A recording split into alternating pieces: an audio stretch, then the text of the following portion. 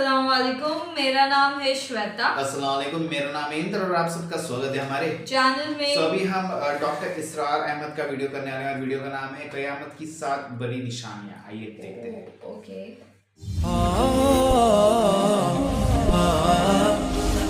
زیتون T V, بدلی زندگی۔ علامات کبریٰ کا ذکر، بڑی علامتیں جو کہ بالکل خرق عادت کے انداز میں ہوگی، جن کا معاملہ جو ہے وہ آپ کے ناپ تول میں نہیں آ سکتا، آپ کی کیمسٹری فزکس اس کا جو ہے وہ نہیں کر سکتی، ادراک ہوگا یہ قیامت کی۔ ان میں نمبر 1 کیا ہے؟ ایک بہت بڑا دھواں آئے گا، پوری دنیا کو لپیٹے گا۔ نمبر 2، دجال کا ظہور ہوگا، جو اپنی خدائی کا دعویٰ لے کر آئے گا اور بنوائے گا۔ اس کے ہاتھ میں ہو جائیں گے، قبضے میں ہو جائیں گے سارے ذرائع پیداوار کے۔ اس کی طرف بھی پہلا قدم اٹھ چکا ہو، ٹرپس کے نام سے معاہدہ ہو چکا ہے۔ کوئی ملک اپنا بیج پیدا نہیں کر سکتا، یہ بیج ہم نے ڈیولپ کیے ہیں۔ ان کے ڈیولپمنٹ سے پہلے تم ایک ایکڑ سے کتنی گندم لیتے تھے، آج کتنی لے رہے ہیں؟ کس بنا پر؟ جینیٹکس کا جو کام ہم نے کیا ہے اس کی بنا پر ہونا۔ ہاں تو ہمارا حق ہے، اس کی رائلٹی ہمارے پاس آنی چاہیے۔ لہذا صرف ان اداروں سے، ملٹی نیشنل سے خریدا جائے گا بیج، اور بیج بھی وہ دیں گے وہ کہ جس سے جو فصل اگے گی وہ بیج نہیں لا سکتی، وہ بیج کا کام نہیں کر سکتی۔ جیسے آپ کو معلوم ہے کہ آپ کے ہاں جو گوشت کھایا جاتا ہے مرغے کا، تو مرغا وہ جو ہے اس میں مرغا ہو یا مرغی ہو، اس کے اندر کوئی وہ کیفیت ہی نہیں ہے۔ ان کے انڈے جو ہے ان سے آپ بچے حاصل نہیں کر سکتے، ہے تو انڈا، دیکھنے کو تو انڈا ہے، لیکن وہ بنڈا جو ہے اس سے بچہ تو نہیں حاصل کر سکتے۔ ایسے ہی وہ گندم کا بیج دیں گے، نظر آئے گی گندم، لیکن اس کے اندر وہ صلاحیت نہیں ہے کہ اس سے جو فصل اگے گی اس کا نتیجہ جو ہے وہ بھی آپ لے سکیں۔ یہ ہونا ہے، اللہ جانے، قدم اٹھ رہے ہیں ادھر۔ پھر یہ ہے کہ دابۃ الارض، زمین سے ایک حیوان نمودار ہوگا، زمین شق ہوگی۔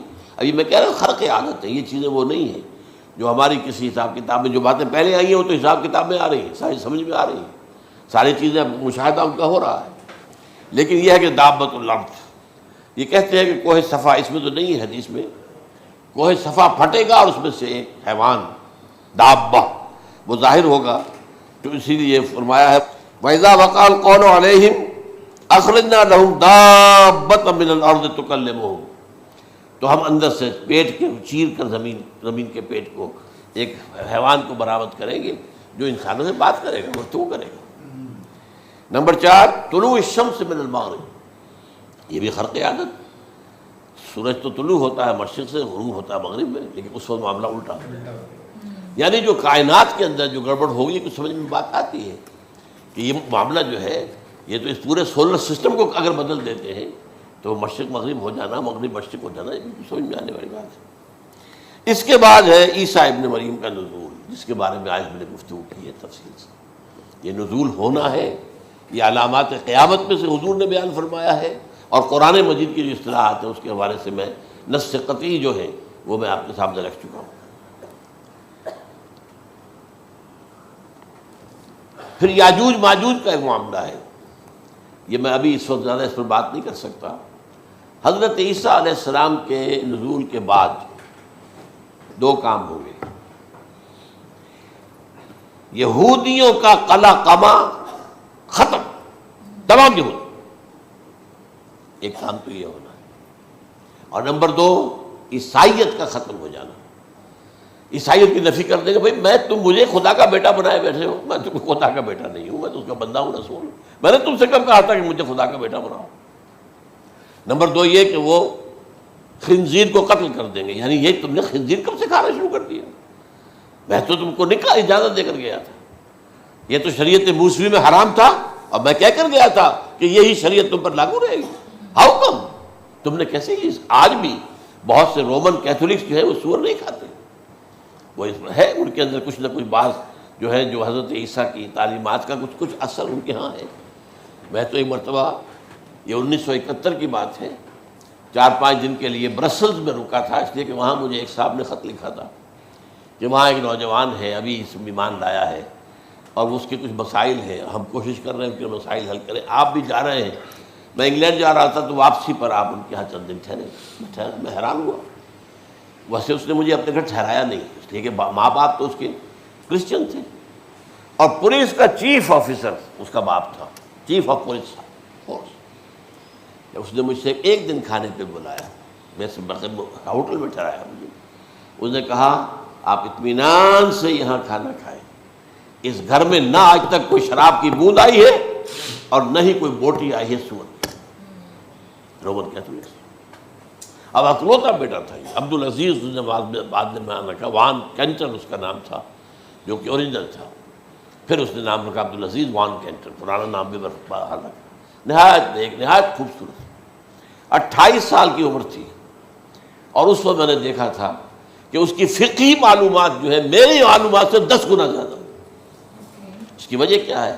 وہ گیا تھا موراکو میں ایز اے ٹیچر ملازمت کرنے، پیسہ کمانے. وہاں وہ مسلمانوں سے اس کا ہوا رفت ضبط ہوا، اسلام کی تعلیمات سامنے آئی، اسلام لے آیا. اب اکلوتا بیٹا ہے، اب ماں باپ جو ہے کرسچن کیتھولکس. جب وہاں سے واپس آیا تو پھر کہتے ہیں کہ ہمارے درمیان ایک معاہدہ ہے، وی آر لیونگ ٹوگیدر، لیکن یہ معاہدہ ہے ہم مذہب پہ بات نہیں کریں گے، بس باقی جو بھی ہے وہ ساتھ رہ رہے ہیں. لیکن میں حیران ہوا، مجھے معلوم نہیں تھا. اچھا اس کے بعد اس نے جب اسلام کا فیصلہ کیا تو اس کے سامنے سوال آیا کون سی فقہ اختیار کروں. تو اس نے بڑی جو ہے تھورو اسٹڈی کی ہے تمام فقہوں کی، کمپیریٹو اسٹڈی. ان کو کرنے کے بعد پھر فائنل فیصلہ اس کا یہ تھا کہ حنبلی فقہ میں اختیار کروں. چاروں فقہوں میں سب سے لیٹسٹ حنبلی ہے، یعنی حنفی نمبر 1، پھر مالکی نمبر 2، پھر اس کے بعد شافعی نمبر 3، پھر یہ امام احمد ابن حنبل ہے. اور امام احمد ابن حنبل کے زمانے تک احادیث بہت بڑے پیمانے پر جمع ہو چکی تھی، جبکہ ابھی حضرت امام ابو حنیفہ کے زمانے میں کوئی اتنا زیادہ جو ہے حدیث کا ابھی ذخیرہ نہیں بنا تھا. اسی پر تو لوگ حیران ہوتے ہیں کہ زیادہ حدیث امام ابو حنیفہ کے علم میں نہیں تھی، لیکن بجال ہے کہ ان کا کوئی فتویٰ جو ہے کتاب و حدیث کے، کتاب اور سنت کے خلاف ہو. اگرچہ انہوں نے صاف کہا کہ اگر تم پاؤ کوئی ایسی سچی حدیث، پختہ حدیث جو میری کسی رائے کے خلاف ہو تو میری رائے کو دیوار پر دے مارنا اور اس صحیح حدیث کا پیروی کرنا. لیکن ویسے اس کے بعد یہ کمال یہ ہے کہ بہت ہی کوئی شاذ معاملہ ہے کہ جس میں ان کا کوئی فتویٰ وہ کتاب و سنت کے منافی ہو یا سنت کے منافی ہو. کتاب پہ تو سوال پیدا نہیں ہوتا، کتاب تو ساری ان کے سامنے موجود تھی.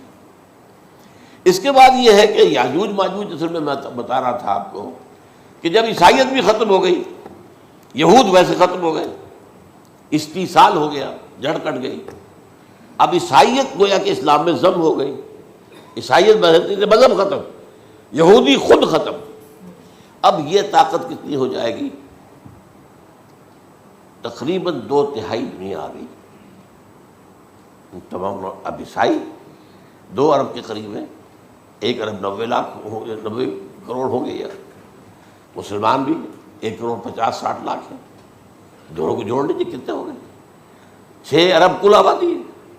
لیکن اس کے بعد آتا ہے یاجوج ماجوج کا خروج. یہ یاجوج ماجوج میرے نزدیک چائنا اور رشیا ہے. ان کی مجموعی طاقت اتنی ہوگی اور یہ اس طرح آئیں گے ہر اونچائی پر سے اترتے ہوئے، پھسلتے ہوئے. جیسے 1962 میں جب وار ہوئی تھی بٹوین چائنا اینڈ انڈیا 1962 میں، تو وہ اس وقت کا نقشہ جو آج بھی اخبارات میں پڑھتا تھا تو یار waves after waves of Chinese soldiers were coming down the slopes of Himalayas. یہ تو وہ ہے نا جن کی تعداد کا کوئی حساب نہیں ہے. اور رشیا اور یہ مل کر جو ہے، میرا اندازہ یہ ہے کہ جب پہلے ملحمۃ العظمیٰ ہوگی وہ عیسائیوں اور مسلمانوں کے درمیان، اس وقت یہ دونوں پاورز نیوٹرل رہیں گی. لیکن غالباً یہ بات طے کر لیں گی کہ ویپنز آف ورلڈ جو ہے ماس ڈسٹرکشن، یہ استعمال مت کرنا. اگر یہ ویپنز آف ماس ڈسٹرکشن استعمال کرو گے تو ہم میدان میں آ جائیں گے. اس میں وہ جنگ جب ہو چکے گی، پھر حضرت عیسیٰ کو فتح حاصل ہو جائے گی، اور پھر یہ کہ یہودیت ختم ہو جائے گی، عیسائیت بطور مذہب ختم ہو کر اسلام میں ضم ہو جائے گا. پھر وہ 40 برس کا عہد حکومت ہے حضرت عیسیٰ علیہ السلام. لیکن جب یہ فتح ہو جائے گی ان پر، اب یاجوج ماجوج آئیں گے اور اتنی تعداد میں آئیں گے کہ بحیرہ طبریہ جو ہے اس کا سارا پانی پی جائیں گے۔ یہ تو اگر آپ کو کبھی اندازہ ہو یا کوئی آپ جانیں ان لوگوں کو جو ان چینیوں سے واقف ہیں، وہ کہتے ہیں زمین پر ہلتی ہوئی کوئی چیزوں سے وہ چھوڑی چھوڑ کے کھا جائیں گے۔ جہاں وہ جاتے ہیں ایز اے لیبرر، وہاں کے جو سارے کتے ہیں ختم، ساری بلیاں ختم، ہر شے، وہ جو سانپ کھاتے ہیں، ہر چیز کھاتے ہیں۔ اور یہ تمام ایسٹرن کنٹریز کے اندر ہوتا ہے، بڑی ڈیلیشیس ڈشز ہیں یہ سانپ وغیرہ وغیرہ، اور یہ جس طرح کھا جائے، پانی پی جائے، ایک قطرہ نہیں رہے گا اس پر۔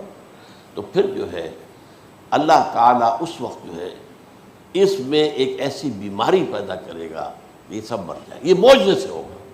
یعنی ان کے اوپر فتح جو ہے وہ عام لڑائی کے ذریعے سے نہیں ہوگی، بلکہ اس کے اوپر فتح جو ہوگی وہ اللہ تعالیٰ سے بوجھ، ایک بیماری پیدا ہوگی، سب مر جائیں۔ اور اس کے بعد اللہ تعالیٰ ایسے پرندے بھیجے گا بڑی لمبی لمبی گردنوں والے، وہ ان سب کو کھا جائیں گے، جیسے ہمارے ہاں گدھ ہوتے ہیں، وہ ان کو صاف کر دیں گے۔ ورنہ تو یہ ہے کہ پوری دنیا کے اندر جو بدبو اور جو پیدا ہوتا معاملہ اس سے، تو اس نوع انسانی کی بقا ممکن نہیں تھی۔ ان کے خاتمے کے بعد پھر یہ ہوگا کہ حکومت اسلامی جو ہے پوری دنیا میں حضرت مسیح علیہ السلام کی ہوگی۔ 45 برس وہ رہیں گے، اسی میں وہ کہلن بھی آ جائے گا، وہ فی المہد و کہلن جو میں نے شروع میں بیان کیا تھا، اسی میں پھر یہ ہے کہ وہ شادی بھی کریں گے، ان کی اولاد بھی ہوگی، اور پھر ان کا انتقال ہوگا تو حضرت حضور صلی اللہ علیہ وسلم کے حجرے میں، وہیں پر جہاں حضور اور ابو بکر اور عمر رضی اللہ تعالیٰ عنہم دفن ہے، وہیں پہ ان کو دفن کیا جائے گا۔ اور قیامت کے دن حضور فرماتے ہیں کہ میں اور یہ تینوں ساتھ نکلیں گے۔ تو یہ ہے والات و واقعات۔ بہرحال اس میں یہ ہے کہ یہ نوٹ کر لیجئے کہ جہاں تک ہمارے ہاں آج کل کا معاملہ ہے، میرے نزدیک میں یہ کہنے پر مجبور ہوں، جو رفع و نزول مسیح کو نہیں مانتا وہ کم سے کم منکر حدیث ضرور ہے۔ میں اس سے کم کا فتویٰ نہیں دے سکتا۔ اب یہ ہے کہ جو لوگ مہدی کو نہیں مانتے ان کا معاملہ میں مختلف سمجھتا ہوں، چند منٹ لے رہا ہوں آپ کے، اور اس لیے کہ ان کی حدیثیں صحیحین میں نہیں ہیں، بخاری مسلم میں نہیں، اور یہ کہ بہرحال ان کا معاملہ جو ہے وہ ایسا نہیں ہے۔ حضرت عیسیٰ کے آنے کا جو کچھ ہوگا وہ تو میں نے آپ کے سامنے بیان کر دیا، لیکن یہ ہے کہ حضرت مہدی ہمارے نزدیک اس میں خرق عادت کوئی ہے ہی نہیں۔ جیسے ہر صدی کے مجدد ہوتے ہیں، آخری صدی کے مجدد وہ ہوں گے، اور میرے نزدیک یہی آخری صدی ہے، اور اسی میں حضرت مہدی کا ظہور ہو جانا۔ سعودی عرب میں کوئی خانہ جنگی ہوگی کسی بادشاہ کے انتقال پر، اور پھر اس وقت یہ ظاہر ہوں گے، اس وقت ملک کے حالات کو سنبھالنے کے لیے لوگ ان کو زبردستی نکالیں گے، چھپے ہوئے ہوں گے ایک گھر میں۔ یہ حضرت ام سلمہ رضی اللہ تعالی عنہ کی روایت ہے کہ ایک بادشاہ کے انتقال پر یہ خانہ جنگی ہو جائے گی، اور ایک شخص مدینے سے بھاگ کر مکے میں چھپ جائے گا۔ یہ تو ہے ان کے الفاظ، میں توجیہ کر رہا ہوں۔ یہ لوگ ان کی طرف دیکھ رہے ہوں گے کہ یہ جو وقت آیا ہے فتنے کا ہماری قوم پر، ہمارے ملک پر، تو ان کی شخصیت ایسی ہے کہ یہ بیچ میں آئیں، صلح صفائی کرائیں، اور وہ جو ہے اس ذمہ داری سے بچ کر بھاگیں گے اور جا کر مکے میں چھپ جائیں گے۔ پھر لوگ انہیں تلاش کر کے نکالیں گے اور زبردستی ان کے ہاتھ پر بیعت کریں گے، ورنہ وہ اتنے بڑے منصب کو۔ اور پھر یہ بھی ہے، ایک حدیث میں آتا ہے یصلحوا فی لیلۃ واحدہ، ایک رات میں ان کی مکمل اصلاح کر دیں گے۔ یعنی اگر کوئی تھوڑا بہت نقص اور عیب کوئی ہوا بھی، کوئی کمی کوتاہی ہوئی بھی، تو اللہ تعالیٰ ایک رات میں اصلاح کروا دیں گے۔ لیکن ہمارے نزدیک اس قدر کوئی خرق عادت ہے ہی نہیں۔ البتہ جو کہتے ہیں اہل تشیع، وہ خرق عادت ہے کہ ان کے 12ویں امام جو ہے وہ بچپن ہی کے اندر اس خوف سے کہ جو بنو عباس بادشاہ ہیں وہ ان کو قتل کر دیں گے، تو وہ ایک غار میں چھپا دیے گئے۔ اب وہ 1200 برس سے اس غار کے اندر چھپے ہوئے، اور اس کے بعد وہ ظاہر ہوگی، وہ امام مہدی ہوں گے۔ اس میں خرق عادت ہے، لیکن میں یہ کہتا ہوں کہ محض خرق عادت کی بنیاد پر ہم اس کی نفی نہیں کریں گے۔ کیوں؟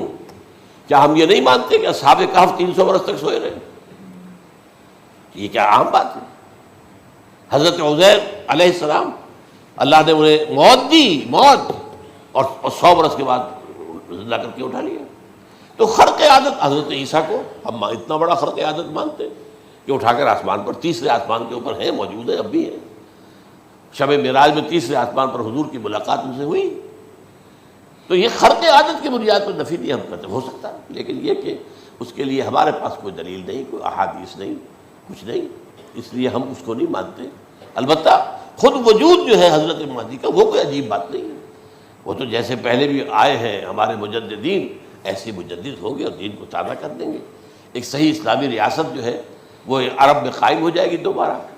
حضور نے فرمایا وہ عدل اور انصاف سے عرب کو اسی طرح بھر دے گا جیسے کہ وہ اس سے پہلے ظلم اور جور اور زیادتیوں کے سے بھری ہوئی ہوگی. تو یہ کام ہوگا، یہ تو مجدد کا کام ہوتا ہی اس حوالے سے. لیکن بہرحال میں نے پھر بھی کہا کہ اگر احادیث کی کمزوری کی وجہ سے کہ صحیح عین میں نہیں ہے، اگر کوئی شخص انکار کرے تو مجھے کوئی اعتراض نہیں ہے، ٹھیک ہے. لیکن جو حضرت عیسیٰ کے نفع سماوی اور حضرت عیسیٰ کے نزول کا انکار کرتا ہے وہ کم سے کم، میں انہیں اور آگے کوئی فتویٰ نہیں دیتا کہ وہ کافر ہو گئے یا یہ ہو گئے یا وہ ہو گئے، لیکن منکر حدیث کے لائن میں تو وہ لازماً کھڑے ہو گئے.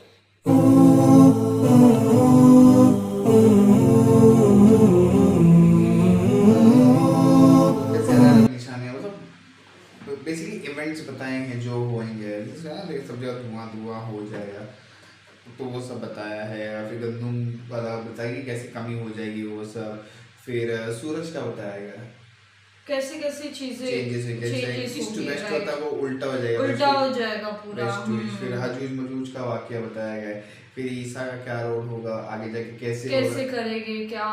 بٹ بہت اچھا بولتے ہیں نا، دھیان سے سننا پڑ رہا ہے، سمجھنے کے لیے بہت دھیان سے. کافی ڈیٹیل میں ویڈیو بتایا ہوا اور اس میں سے کافی چیزیں ہم سن چکے ہیں، مطلب وہ تھوڑا بہت تو ہمیں پتا ہے تھوڑا اس کے لیے ہم کو تھوڑا ریلیٹ کر پاتے اس سے کہ اوکے ہاں یہ سنا ہے، اوکے اچھا اس کا یہ ہے، اوکے یہ سنا ہے اس کا یہ ہے. پر بہت مطلب ہوتا ہے نا تھوڑا سا فل کانسنٹریٹ کے ساتھ سننا پڑ رہا ہے. ٹھیک ہے، ہم اور دیکھیں گے ویڈیوز گائز. تب تک کے لیے ویڈیو کو like, subscribe, share, comment, click on the bell icon.